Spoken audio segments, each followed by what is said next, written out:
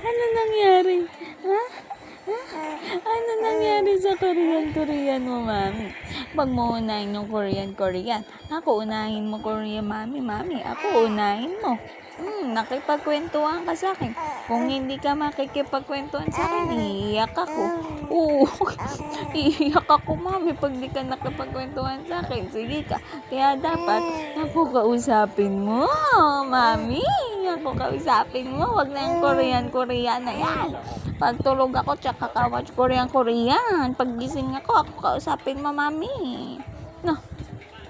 Gusto mo ganun? Yung ikaw yung kakausapin? No?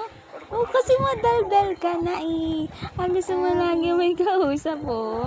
Pag wala ka kausap, naboboard ka. Diba? Naboboard ka. Yung gusto mo may kausap. Ay, aganda naman din, Paul. Antok si mami. Aganda din, Paul, mo. Ha? Ano?